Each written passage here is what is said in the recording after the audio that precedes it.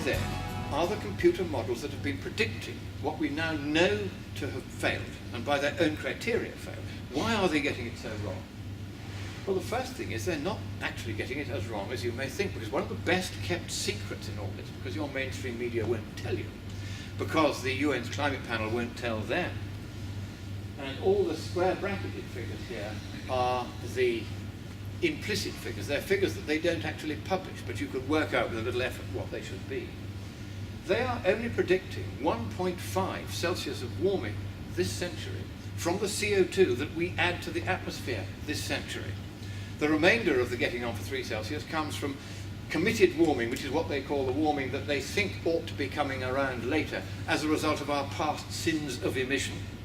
And then also from other greenhouse gases, except that, as we've seen, methane, the only really significant other greenhouse gas, is no longer rising in its concentration.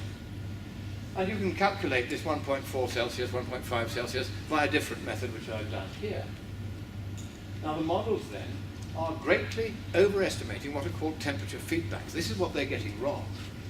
Now it is generally agreed among all parties that you won't get much more than 1 Celsius of warming as the direct consequence of doubling a CO2 concentration. And only half of that, around 0.5, maybe 0.6 Celsius, will occur over a century. But what they do in red there, this is where we divide, the usual suspects multiply that by 3, so they get 3.3 Celsius of warming per doubling of CO2, of which they would expect to see around 1.5, 1.6 Celsius per century. And then you have what the skeptics think in green there. We are the real greens, by the way, because we believe in adding CO2 to the atmosphere because it greens the planet. And there, as you can see, we're looking at probably less than 1.3 Celsius per doubling, of which 0.6 might come through in that first 100 years. Not enough to worry about, not enough to spend trillions trying to stop it. That's the real difference between the skeptics and the rest. Everybody who is at all serious about this recognizes there is a greenhouse effect, that adding CO2 to the atmosphere will cause some warming. The difference is in how much warming it would cause. And the difference between these positions is that the usual suspects pretend that things called temperature feedbacks come into effect just because the atmosphere is warmed, making it warm still further and cranking up that temperature by threefold, a multiplication by 3. And these feedbacks, the trouble is that not one of them can be directly measured. Here are 5 of them listed: the water vapor feedback, the lapse rate feedback, the cloud feedback, the surface albedo feedback, and the CO2 feedback. These are all quantified in the IPCCs documents, but none of them can be measured. All of these values are guesswork, and yet those values feed down through that cascade of equations into the equilibrium climate sensitivity, which is the amount of warming you would expect to get from a doubling of CO2 concentration. So this 2/3 then of that climate sensitivity is guesswork, and as I shall show, uneducated guesswork at that. And you can see again the dominance of the feedbacks in the expanded version here of the equation of climate sensitivity. It combines all those previous equations into one big equation. And the thing is that these feedbacks may not actually amplify global warming as is thought. The biggest of them all is what's called the water vapor feedback. As the space occupied by the atmosphere warms, then by a scientific equation known as the Clausius-Clapeyron relation, then near exponentially more water vapor should be accumulating in the atmosphere, or at least it can. The equation doesn't say it must, but the UN's climate panel has assumed, and the models have assumed, wrongly as it turns out, that it must, because here is the trend in water vapor as best it can be measured, because it's not easy to measure. It's not like CO2 well mixed throughout the atmosphere. Its concentration varies enormously from latitude to latitude, from altitude to altitude, from place to place. So it's not easy to get a reliable measurement of it. So I'm not saying this is definite, but it is an indication that they may be wrong in assuming that that biggest of all the feedbacks really is a positive feedback, in other words, one that amplifies the original temperature that triggered it. And so the key question then is, are they even using the right equation to do and justify this multiplication by 3, which turns the non-problem of a 1 Celsius warming per doubling of CO2 into the potential problem of a 3 Celsius warming per doubling of CO2? Well, the first thing we notice on inquiring into this, because all of this is a process of inquiry, not just of reciting a party line, is that in the last 420,000 years, and even the headmaster here, he may look that old, but even he can't think that far back. That far back, the temperatures have not varied by more than about 3 Celsius, or 1% in absolute terms, either side of the long run average in all that time. Just 1% up or down. Now think of the huge changes in climate that have happened. Changes in solar activity. We pass in and out through the spiral arms of the galaxy. We go through dust clouds in space that stop the sunlight reaching us. We have asteroids coming and pancaking on the planet and changing the climate for years at a time. We have changes in the eccentricity of the Earth's orbit, its obliquity with respect to the plane of the ecliptic, the libration of the Earth's axis, which causes the precession of the equinoxes on a 26,000-year cycle. All these major effects going on all the time, these astronomical influences, far bigger than our little effect. By how much, sir? Well, let's try somebody else here. You in yellow, sir, stand up. Face the glass. Now, can you tell me by how much the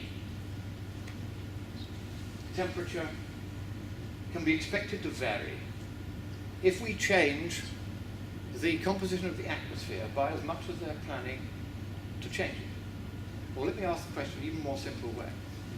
If they're right about how much CO2 we would add to the atmosphere over the next 100 years, then by what percentage, by what proportion of the atmosphere would we have altered its composition? What proportion of the composition of the atmosphere will we alter if we add CO2 to the atmosphere at this rate, roughly, over 100 years?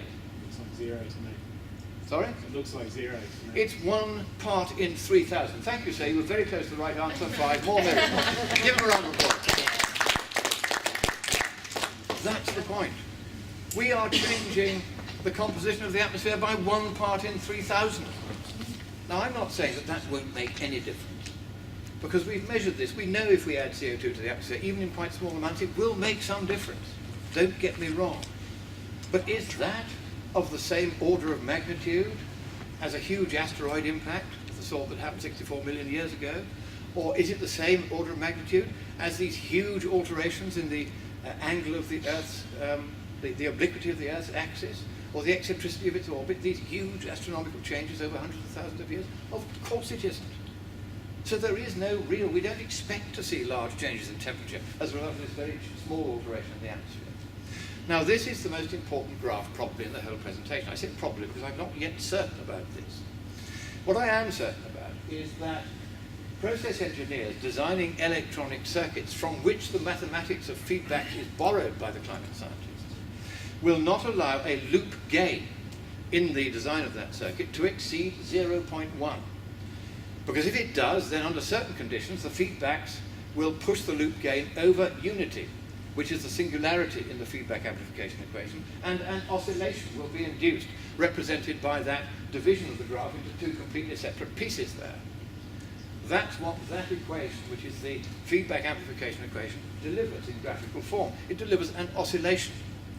And what this means in terms of the climate sensitivity, the amount of warming in Kelvin or Celsius that you will get at various loop gains per doubling of CO2 concentration, is that the probable range is you're going to get kind of 0.5 to 1 Celsius of warming per doubling.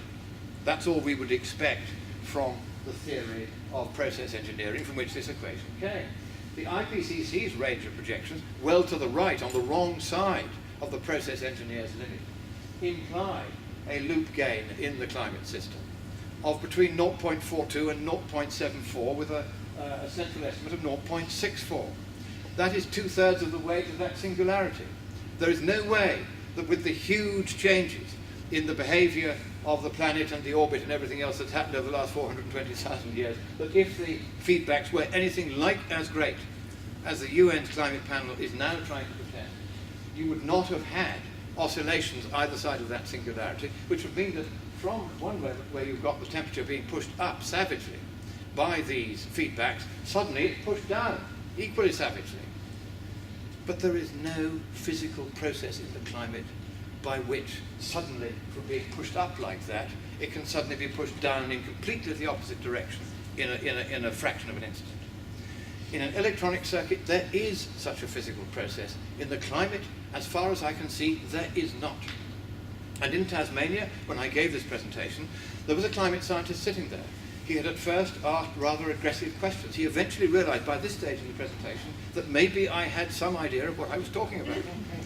So when he saw this graph, he blanched. He was absolutely horrified, because the textbooks only show the top left quadrant of that graph. They don't show the bottom right one. I calculated that, and I got quite a surprise when I saw it, because I realized that that was not something that could physically happen in the real climate. So the scientist said, look, this is really important. Have you published this in the peer-reviewed literature? And I said, no, I haven't, because I'm not yet sure I've got this right. I've got to consult scientists who really understand this stuff. I said the first one I did consult, Professor Bates, with whom I debated the issue of climate before the Law Society of Ireland in January of last year. He, on seeing this graph, was asked by a member of the audience, you know, that pointy-head Monckton, who thinks he's a member of the House of Lords when they don't think he is, can you tell me whether he talked any sense about the climate at all? So Professor Bates said this, well, it's clear that he's knowledgeable, and also, on the matter which is within my expertise, which is feedback, and he's written some of the key standard papers on this, he said, I too have been wondering whether this equation could possibly be the right one. And that was an amazing admission from an opponent in debate, because he was an honourable man. There are plenty of perfectly good climate scientists out there, ladies and gentlemen. They're not all crooks. It's a small number who are. And we are going to get them. We're going to go after them now. We're going to catch them out in their frauds. And we're going to start making sure that some of them get prosecuted. If we can prosecute just one or two of them and put them behind bars for a very long time, then maybe the rest will run for cover, and this entire climate scare will unravel as it now should. So then there's one more problem with the models I'm going to show you, and you've been very patient. I did tell you it was going to be a long presentation, and it is. But then we're going to finish very soon now, 5 or 10 minutes actually, because I'm going to do a bit of climate economics, and you're going to love that bit. So just one more bit of math, and I know this math is a little bit hard to swallow. It is a little bit difficult. But I do this because every so often there is somebody in the audience who understands exactly what I'm saying. A climate scientist, we had several of them, in fact, in Tasmania, quite to my surprise, because there'd just been a meeting of the IPCC there. I didn't know that. And several of them are still hanging around. They said, let's go and mob up Monckton's meeting. So they came along, and they didn't mob it up, because in the end they became rather fascinated by what they were seeing, as I hope you have been. So now we're going to look at another little mathematical point, and here I'm going to say that in climate research and modelling, we should recognise that what we're dealing with is a couple, that's atmosphere and ocean combined in a single system. Non-linear, it jiggles up and down in the way that that temperature graph does. You can't tell which way it's going to go next. You'll get sudden extreme weather events here and there. Non-linear, chaotic system or object. Now, I'm going to use the word chaotic and explain what it means later in mathematical terms. It has a very particular meaning in mathematics. And therefore, that the long-term prediction of future climate states is not possible. And then yesterday in Bathurst, there was somebody sitting at the front. He said, you're wrong about that. You're absolutely wrong. I said, really, sir? He said, yes. I said, well, I'm not wrong, because it's the IPCC that says that, the Intergovernmental Panel on Climate Change. And actually, I think they're right. I think they're right because in the paper that founded chaos theory, published in the Journal of Climate in 1963, Edward N. Lorenz, who was the father of numerical weather forecasting, that is, trying to predict the weather using computers, he said that it is indeed possible to predict the long term. The very long term is the phrase he used. Accurate prediction, reliable prediction. He said it's not available by any method. And the reason why is I'm going to show you why. Here is a really simple, I'm going to show you in a moment, a really simple equation. But first, the weasel words that the IPCC added. It correctly said that, and then it said this.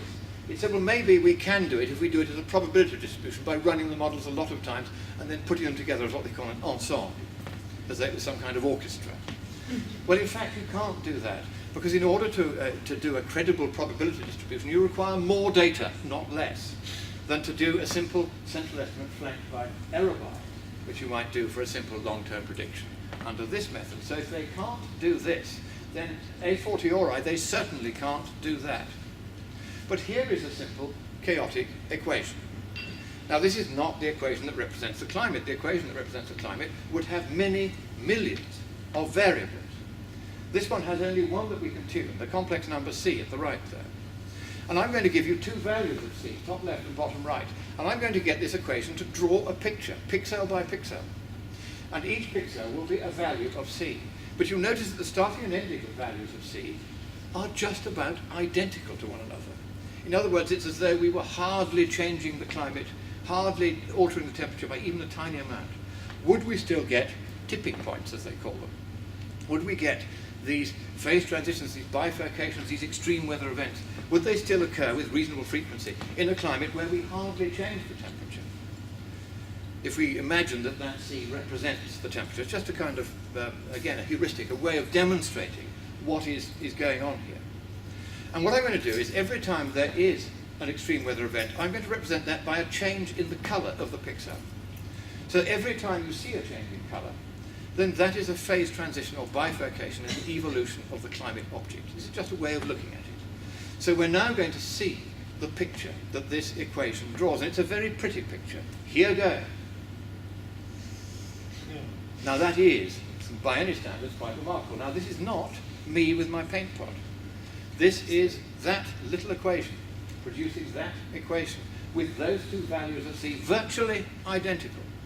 To 12 or 13 decimal places they are identical, and yet, look at all those extreme weather events.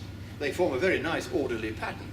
The climate isn't quite as tidy as that, but the point is made that even with virtually no change in the value of c from beginning to end, we get these very sharp changes, and that's what you expect in an object that behaves chaotically.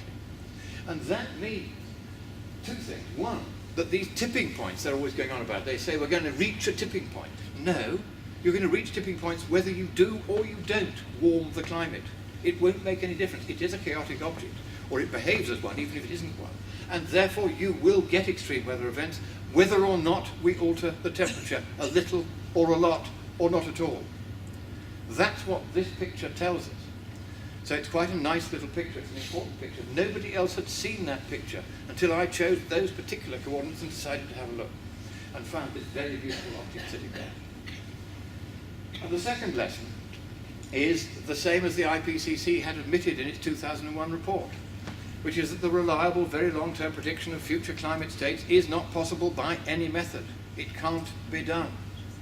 And yet they claim that they can tell us what's going to happen to the temperature by the year 2300, when we've seen that they've cocked it up completely between 1990 and the present. What are they on? I want some. So the scientific conclusions are very simple. They are that climate modelling has now failed its key test.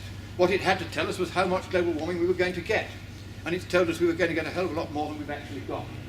The models in any case have predict, in the slightly longer term, less warming than is generally realised from CO2, and yet they still exaggerate how much warming we're going to get. They exaggerate its effect because they grossly overstate the values of feedbacks, which on the equation, on the graph that I showed you, and on the temperature range that I showed you over the last 420,000 years, really can't be as large as they think.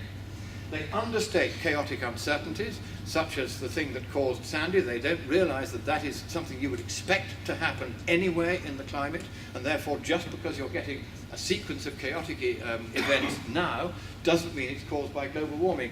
Now, who would like to tell me why we are absolutely certain that the recent spate of extreme weather events over the last 2 or 3 years around the globe was not caused by global warming? Anybody? Has anybody, sir? Yes, Edvardo. Because there hasn't been any warming. And here's the extraordinary thing, ladies and gentlemen. You've seen the papers and the media and the ABC. They have all been saying that all of these events are caused by global warming. Have any of you seen any mention of the fact that these events were not caused by global warming, because, as the headmaster so rightly says, there hasn't been any? Has anyone in the media said that to you? Well, you see how bad this is, how they are trying to take away the ability of the people to think for themselves these very simple, not very difficult thoughts. And even when I told you over and over again there's been no global warming for 17 years or more, it still was only one of you that could quickly come up with the answer as to why, therefore, we knew that warming hadn't caused the recent spate of extreme weather events. That's the extent to which they have been trying to desensitize you and stop you thinking for yourselves. And one of the reasons why I am so interested in going around giving these talks is that I want to reawaken in people a willingness to think for themselves and not just be fed pat by the mainstream media, by the politicians, by the bureaucrats, and by the Greens.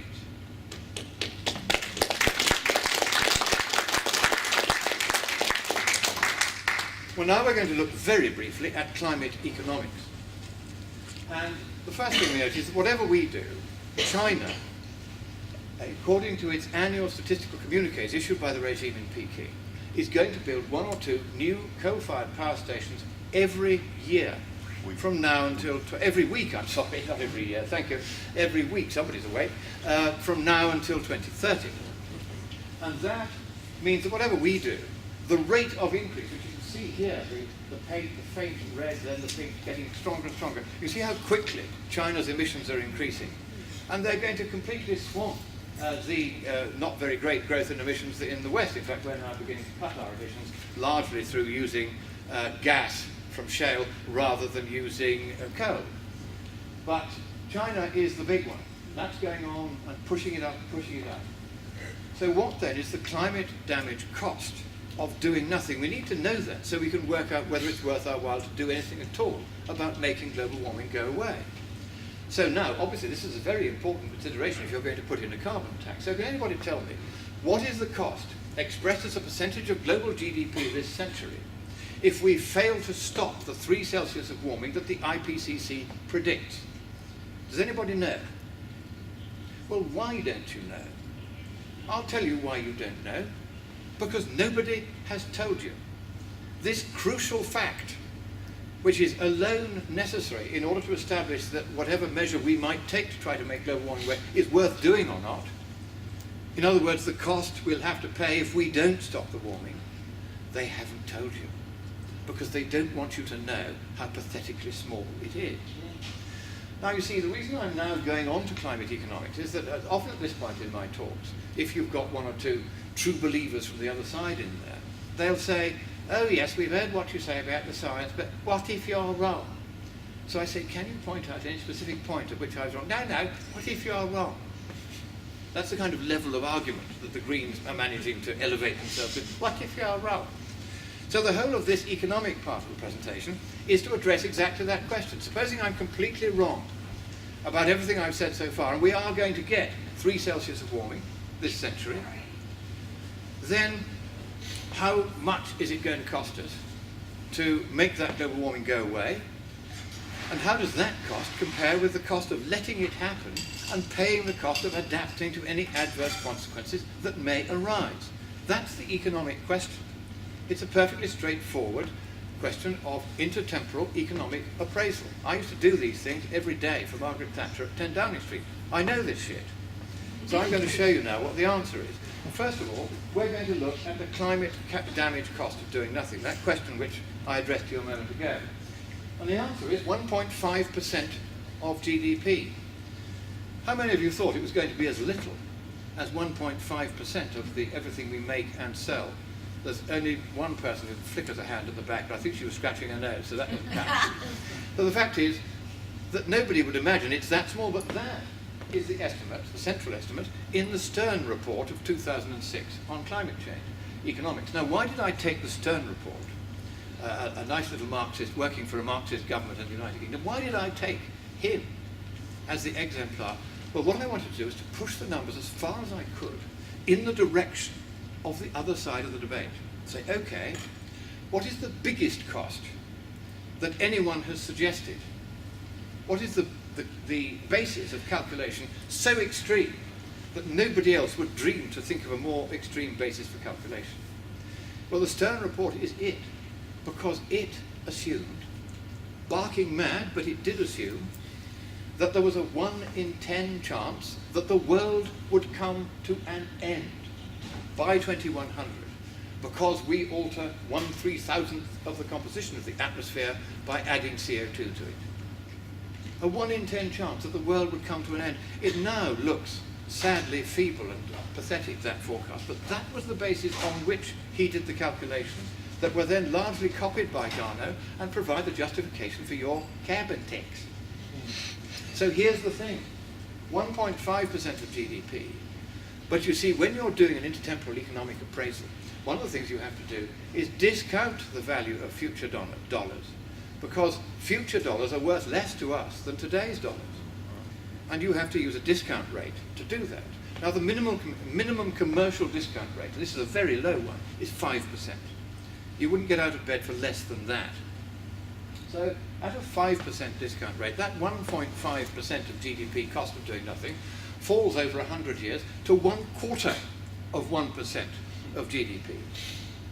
And that is a very important slide, ladies and gentlemen. What that tells you is that if you introduce any measure to try to make global warming go away that costs more than 1/4% of this century's GDP, then it isn't worth doing. So now let's look at the Australian carbon tax to see whether that is worth doing in relation to, say, 1/4% of GDP. Well, here goes. The first thing we notice is that the aim was to reduce carbon emissions by 5%. Now, actually, they said 5% compared with the year 2010 or something, I can't remember, but 5% was what they were aiming for. And the trouble is that Australia's emissions are only 1.2% of global emissions. So what is 1.2% of 5%? Or 5% of 1.2%, if you like. How much is it? Well, it's only 0.06% of global emissions that would be remitted even if the carbon tax were to succeed over the 10-year period it's planned to operate in, every bit as fully as its framers had intended. All you remit is 0.06%, or as a fraction, 0.0006. And that in turn means, bottom right cartouche there, that the concentration of CO2 in the atmosphere that would, by the end of that 10-year period, have been 410 parts per million by volume, will fall, ladies and gentlemen. It will fall to 409.988.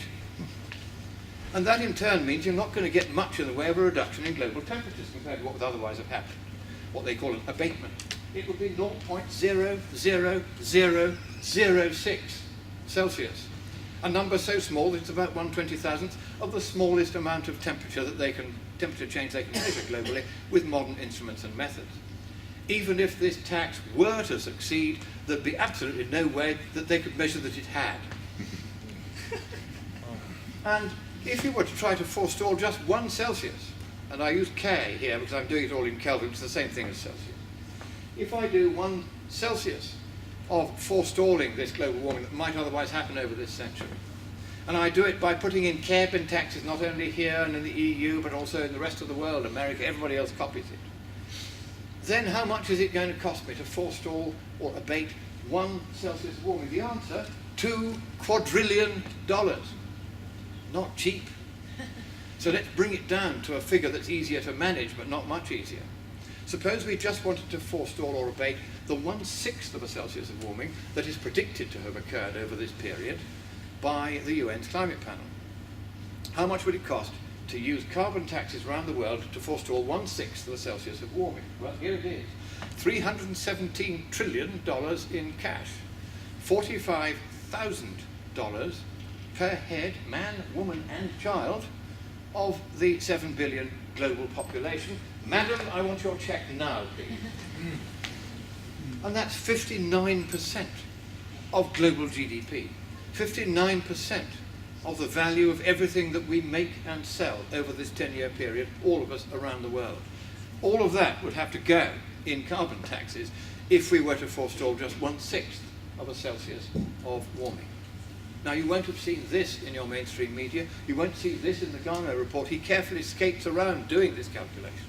This is the calculation that you would have to do in order to get a fair appraisal of whether it was worth doing the carbon tax. So let's see whether it is worth it.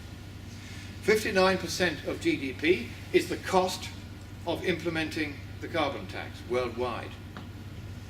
And the cost of not implementing and letting the warming happen is 1.5% of GDP, discounted this time over 10 years to 1.23%, and that means it's 48 times more expensive to have a carbon tax to make global warming go away worldwide than it is not to have it, sit back, enjoy the sunshine, go surfing, and simply adapt in a sensible way and pay the cost of adaptation to any warming and any adverse consequences of it that might subsequently occur. Now you might say, but it's fairer, where the whole world is threatened with extinction, as Stern says, to use his zero discount rate.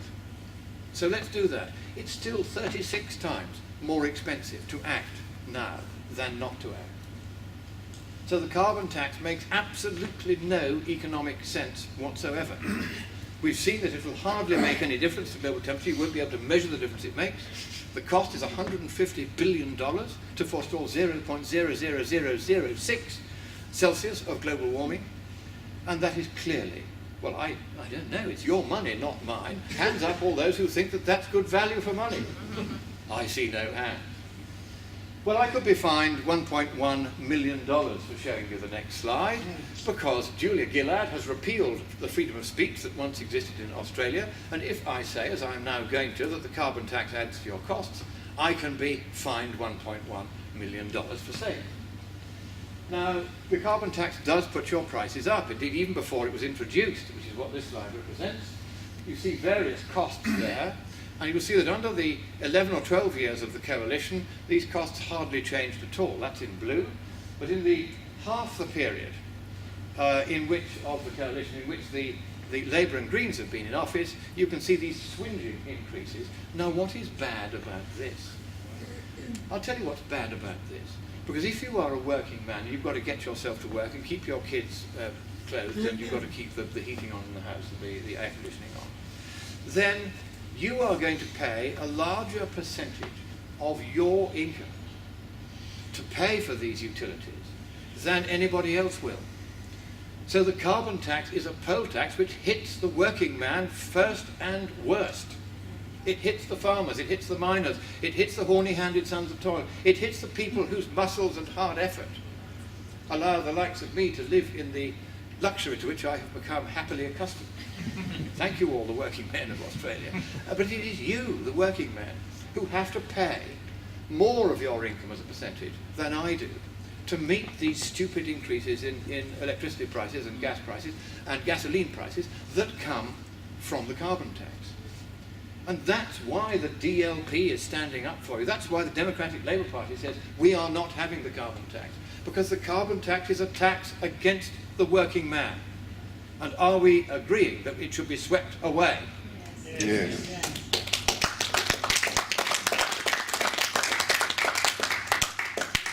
The economic conclusions then are very simple. They are that no policy to abate global warming by taxing, trading, regulating, reducing, replacing or sequestering carbon dioxide or any other greenhouse gas will be cost effective solely on the grounds of the welfare benefit from climate mitigation. You would have to have some other reason for doing it. CO2 mitigation strategies that are inexpensive enough to be affordable will be ineffective. Strategies costly enough to be effective will be unaffordable. Focused adaptation to the consequences of any global warming that may arise, if and when and where and only to the extent that they arise, is better. And here's a really simple and important precautionary principle. And it is this, it comes from the London insurance market. If your insurance premium is greater than the cost of the risk that you are insuring against, then don't take out insurance. Now that is a precautionary principle worthy of the name. And then we are told by this man that this is a moral issue for our generation. And he is right, but in a rather unexpected direction. Because none of my economic calculations have made any allowance for what is called the opportunity loss of diverting money away from where it could do some good and into pissing it down the gurgler.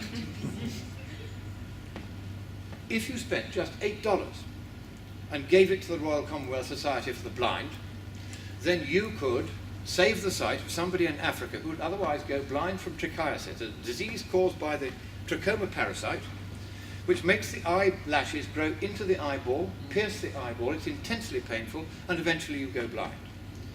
That can be cured for $8. And yet they're spending trillions on trying to prevent 0.00006 Kelvin of global warming, where they can't even measure the result. If you saved the sight of one person in Africa who would otherwise go blind, you have created more value for this earth than with the entire carbon tax. That is the moral issue for our generation. Mr. Rudd. but times they are a-changing, because there's going to be an election called by this lady who supplanted him when she fought him for the leadership and she won it. And you might want to know why it is that she called the election early. Well, it was because he was going to mount an election challenge against her because she had successfully mounted one against him and she had become Prime Minister. And he wanted to get his own back on her, so he had got the numbers to take her on in a challenge which he reckoned he was going to win against her. And so she found out. In order to stop him successfully challenging her, she announced the election, because then she knew that he would be seen as disloyal to her, and therefore he wouldn't have the numbers and she would win. Well, this is Australia. This is a country I have grown to love very deeply, because there's a kind of down-to-earth common sense about its people that is not currently well reflected by its governing class. So when I had the honour of meeting Senator John Madigan last time I was in Australia, I was profoundly impressed that here was a blacksmith from Ballarat, a solid, sensible, working man with a loving, affectionate family whom I've had the pleasure to meet. A man who simply wanted to make sure that the working people of Australia were not stamped on by the bureaucratic class, the classe politique in Canberra or anywhere else. He wanted the working man to be able to stand proud. He did not want communism. He did not want socialism. He did not want all these extremes or fascism or any of those things. He wanted the working man to get a fair go. And he said so to me, and he said so with a quiet thoughtfulness, which is rare and precious in politics. And so when I was asked whether I would be willing to endorse the DLP on this section of my tour, I said at once that it would be a great honour for me to be allowed to do so. And I know that in the councils of the DLP it has been controversial, for some of them have read the rubbish about me on the web, and they've said, we don't want this maniac making a mess of our reputation. Well, I hope, ladies and gentlemen, in this little presentation that I have shown you today, I have given you some reason to doubt that you are being told the truth by your news media, by your politicians, by the bureaucrats, and by some of the climate scientists. That in fact we don't have a problem with the climate. Even if we did, it would be cheaper to do nothing about it and leave the money in the pocket of the working man who, goodness knows, needs all the cash he can get in these difficult times. So I hope, therefore, that when you ask me questions, you will feel free to ask as many and as challenging a number of questions as you wish to do. Because if we do not stop this nonsense, they will bring Australia down, and they will bring the West down. But know this, even when I leave Australia, I will be there to stop them.